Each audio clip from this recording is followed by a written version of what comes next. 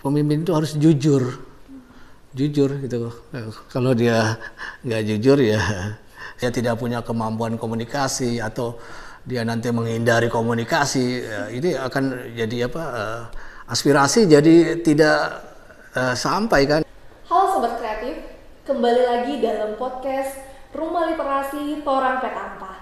Kali ini kami berkesempatan untuk dapat berdiskusi langsung dengan Bapak Kepala Balai Bahasa Provinsi Sulawesi Utara, yaitu Bapak Januar Pribadi, Sarjana Ilmu Politik Magister Manajemen. Tapi ada pepatah yang mengatakan bahwa tak kenal maka tak sayang. Maka kami langsung memberikan kesempatan untuk Bapak dapat langsung memperkenalkan diri. Mungkin ada sobat kreatif yang kepo, sobat kreatif yang penasaran, maka langsung diberikan kesempatan kepada Bapak. Oke, terima kasih.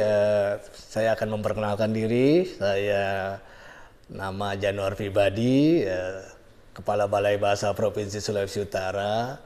Saya bertugas di sini mulai 1 Juni tahun 2022 sampai dengan sekarang.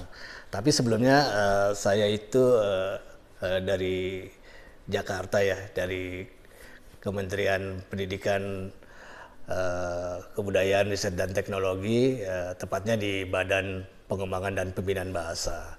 Jadi saya lebih banyak waktu saya bertugas di Kementerian Pendidikan, Kebudayaan, Riset dan Teknologi. Baik, terima kasih Pak untuk perkenalan yang boleh disampaikan kepada sobat kreatif sekalian. Dan kali ini dalam kesempatan podcast kita bersama Bapak Kepala Balai Bahasa, kita akan berbicara dan berdiskusi bersama-sama terkait dengan kepemimpinan. Karena sudah tidak diragukan lagi ya, kepemimpinan, apalagi dalam hal ini Bapak sementara menjabat sebagai pemimpin di Balai Bahasa Provinsi Sulawesi Utara. Maka dari itu kita akan langsung berdiskusi dengan ahlinya, dan saat ini mungkin pertanyaan pertama yang dapat saya ajukan kepada Bapak, menurut Bapak definisi kepemimpinan menurut Bapak sendiri seperti apa Pak? Ya baik, kalau berbicara kepemimpinan kita harus mengenal dulu definisi kepemimpinan ya. Kepemimpinan menurut saya adalah bagaimana seseorang memiliki kemampuan untuk mengarahkan dan memotivasi orang lain agar bisa melakukan untuk mencapai pencapaian tujuan bersama. Itu yang menurut definisi kepemimpinan yang saya pahami. Ya baik, jadi sobat kreatif di sini kepemimpinan yaitu tentang bagaimana mengarahkan ya Pak, berjalan bersama dalam suatu tujuan. Iya, tujuan bersama seperti itu ya. Di sini kan ada beberapa anggota, jadi bagaimana seorang pemimpin itu mampu mengarahkan dan memotivasi bahwa kita akan bekerja mencapai tujuan yang sudah ditentukan, seperti itu. Jadi mengarahkan tapi juga memberikan motivasi, dorongan maupun semangat. Iya, karena tanpa motivasi juga nanti kalau hanya sekadar mengarahkan seperti robot ya, diarahkan, tapi seperti kita kan semuanya ini kan dalam anggotanya kan manusia yang perlu kita motivasi pada saat dia mungkin dalam keadaan di bawah, kita motivasi kita untuk mencapai tujuannya. Yuk kita bekerja untuk pencapaian ini. Kita hari ini kita belum berhasil, kita motivasi terus menerus untuk mencapai tujuannya. Seperti itulah menurut definisi kepemimpinan. Jadi memang Ingarso Sungtulodo, Ingmadian Nangun Karso, dan Tuturi Handayani sekali Bapak ini. Jadi kemampuan mengarahkan dan juga memotivasi di dalam. Iya kan, kalau kepemimpinan kan kita di belakang kita mendorong, di depan kita memimpin, di tengah ya kita bersama-sama untuk menjadi seperti itu. Oke, selanjutnya Sobat Kreatif, kita akan langsung bertanya kepada Bapak, bagaimana proses menjadi pemimpin dan sejauh ini bagaimana juga pengalaman Bapak ketika memimpin di Balai Bahasa Provinsi Sulawesi Utara ini? Iya, baik. Kepemimpinan kan harus melalui proses dari awal sampai benar-benar bisa terpilih menjadi pemimpin. Ini berdasarkan pengalaman saya saja ya, saya ingin sampaikan bahwa saya dulu itu seperti biasa jadi di posisi di bawahan. Karena di kantor itu atau di kementerian itu kan kalau untuk menjadi pemimpin kan harus melalui seleksi pilihan-pilihan yang tidak sembarang orang bisa menjadi pemimpin. Nah, yang saya alami gitu, saya pernah diangkat menjadi eselon 4, sekarang eselon 3. Di proses eselon 4 itu melalui tahapan. Dipilih orang-orang yang pimpinan di kantor memilih siapa yang punya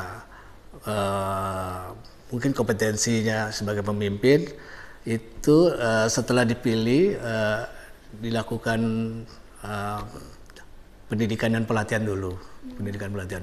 Saya waktu itu mengalami pendidikan pelatihan di tingkat eselon 4 itu masih yang lama ya, karena masih di zamannya orde baru ya. Orde baru, jadi diasramakan saya. Diasramakan. Jadi di pusat pendidikan dan pelatihan pegawai Kemendikbud yang ada di Sawangan di Depok, Jawa Barat, selama 3 bulan di sana, digembleng di sana, dari teori kepemimpinan sampai membangun tim yang efektif, sampai praktek-praktek kepemimpinannya seperti apa ya sampai saya diminta membuat suatu rancangan perubahan. Jika saya menjadi pemimpin, apa yang akan saya lakukan di rancangan itu. Jadi saya membuat, diuji, dinyatakan lulus ya, seperti itu yang saya tempuh untuk menjadi pemimpin. Dan kebetulan yang sekarang ketika saya dulunya kan sudah mengalami berbagai macam pengalaman ya, mulai dari menjadi auditor itu dulu. Sebelum auditor itu pemeriksa itu kan masih jabatan struktural ya. Setelah menjadi auditor menjadi jabatan fungsional, itu juga melalui proses, semuanya melalui diklat, dan di dalam diklat itu pasti ada kaitannya dengan kepemimpinan ya. Saya juga pada saat diklat auditor juga saya belajar tentang manajemen komunikasi yang baik. Itu kan salah satunya untuk bekal ketika menjadi pemimpin, kita harus punya komunikasi yang baik. Kemudian di tahun 2015 saya pindah ke Badan Bahasa. Saya diangkat menjadi Kabak Kepala Bagian Perencanaan dan Penganggaran di Badan Pengembangan dan Pembinaan Bahasa. Di situ juga saya diberi peran untuk menjadi pemimpin yang mengorganisasi staf bawahan yang bergerak, yang tugasnya merencanakan dan menganggarkan dan mengevaluasi anggaran di Badan Pengembangan dan Pembinaan Bahasa. Jadi di situ banyak tantangan bagaimana kita harus belajar pasti kan pimpinan di Kemendikbud menempatkan seseorang di posisi tertentu bukan tanpa maksud kan, pasti ada sesuatu yang ingin dicapai. Dan saya diminta pada saat itu bagaimana bisa melakukan perbaikan atau inovasi-inovasi baru di perencanaan, sehingga perencanaan di Badan Pengembangan dan Pembinaan Bahasa bisa menjadi efektif. Selanjutnya di hanya 2 tahun ya saya menjabat itu kepala bagian perencanaan dan penganggaran, saya dipindah ke bagian kepala bagian bagian umum waktu itu. Jadi saya mengurusi yang kebutuhan-kebutuhan kantor saja. Tapi lebih banyak anggotanya karena di umum itu kan banyak ya, dari mulai kebersihan sampai melayani pimpinan yang paling tinggi menjadi tugas saya. Terjadi lagi perubahan organisasi di Kemendikbud, karena di Kemendikbud itu organisasinya dinamis, tidak kaku dia setiap bisa 2 tahun atau 3 tahun dia akan ada perubahan sesuai dengan perkembangan zaman ya. Saya pernah menjadi kepala bagian umum dan publikasi. Ini tambah lagi ke publikasi ya, saya mempublikasikan apa yang informasi kegiatan-kegiatan di Badan Bahasa pada saat itu. Ya, di tahun 2022 saya diamanatkan untuk memimpin Balai Bahasa Provinsi Sulawesi Utara. Ya. Terima kasih. Tapi ini sebenarnya tantangan ini buat saya cukup berat ya, karena saya tidak tahu ya, waktu itu saya diminta untuk menjadi kepala Balai Provinsi Sulawesi Utara. Secara latar belakang pendidikan saya bukan sarjana ilmu sarjana dari kebahasaan dan kesastraan. Saya latar belakangan tadi kan saya sudah sampaikan bahwa saya itu sarjana ilmu politik dan magister manajemen saya akuntansi publik, akuntansi pemerintahan. Jadi ini agak berat ya buat saya. Tapi namanya tugas, saya harus terima dengan segala macam risiko apapun yang nanti. Risikonya kan saya harus dari Jakarta ke Manado. Tapi dengan satu tekad bahwa saya ingin memberikan yang terbaik, apa yang saya punya. Kalaupun saya tidak punya latar belakang pendidikan bahasa dan sastra, tapi kan sebenarnya yang dibutuhkan adalah bagaimana manajemen kantor ini supaya bisa berjalan sesuai dengan tujuan. Dan untuk teknisnya saya berterima kasih karena di Balai Bahasa Sulawesi Utara ini banyak tenaga-tenaga yang hebat ya, potensial jadi saya tidak terlalu sulit, apalagi menjadi ini lagi keberuntungan saya di sini itu kan saya yang paling tua, jadi saya ya, paling tua dari usia di teman-teman di sini di bawah saya, jadi saya lebih enak untuk berinteraksi gitu, jadi tidak dengan pola itu saya menerapkan bahwa di dalam kepemimpinan itu ya transparansi aja, transparansi. Saya di sini terbuka apa yang kita memberi ruang, saya memberi ruang untuk berdiskusi, untuk membahas apapun saya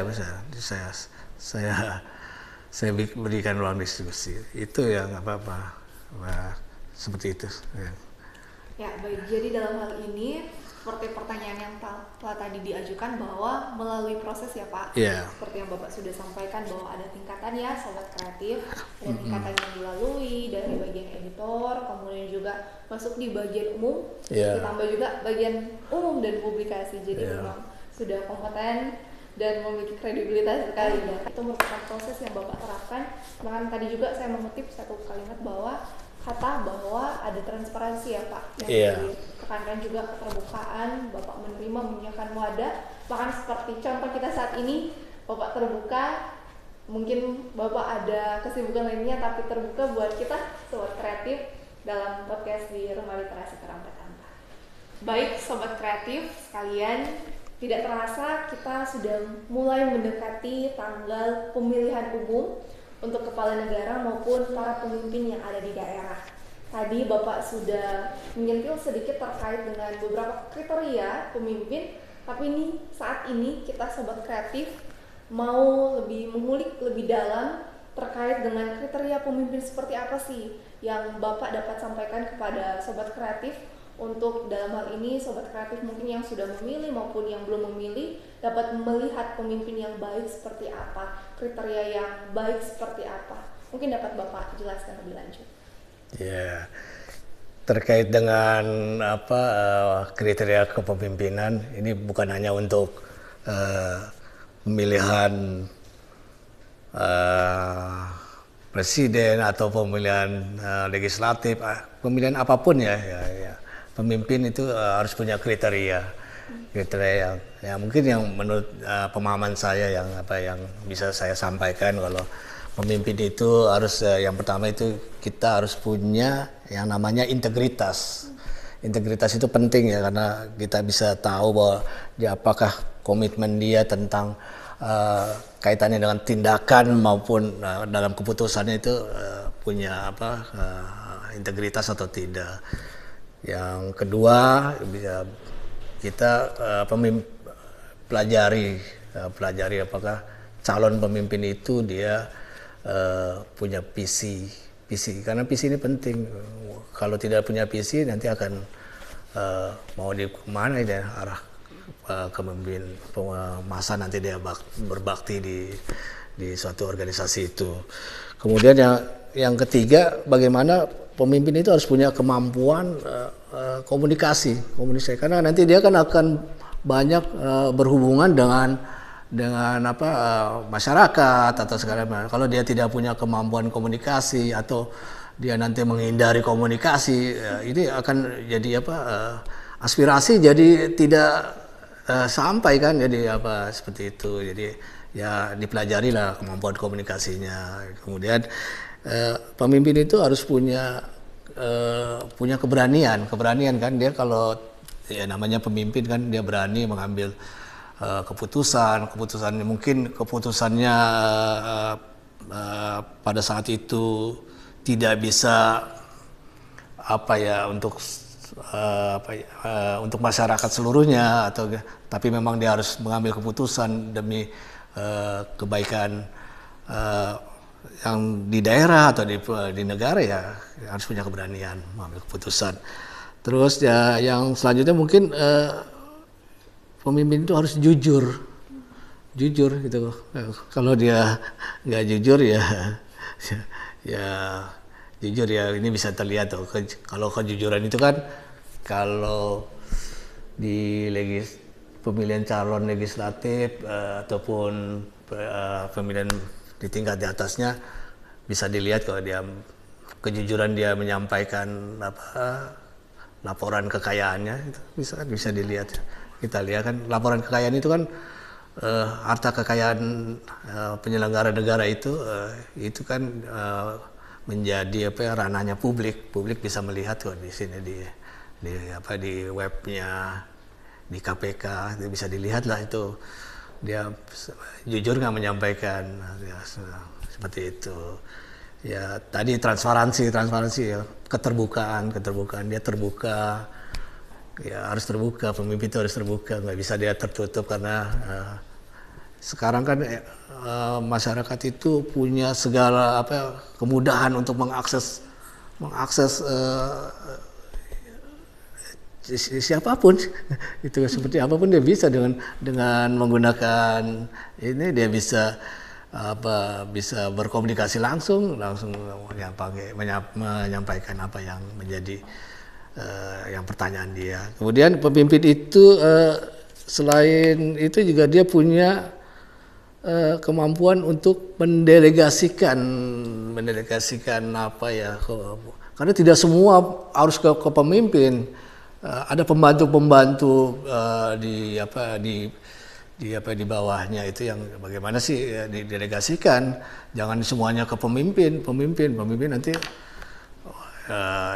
ya kacau kan kalau semuanya ke pemimpin. Jadi kan harus didelegasikan. Kalau di kantor kepala balai dia bisa mendelegasikan ke kepala Kasubag Umum, ke koordinator teknis seperti itu. Begitu juga di pelaksanaan nanti.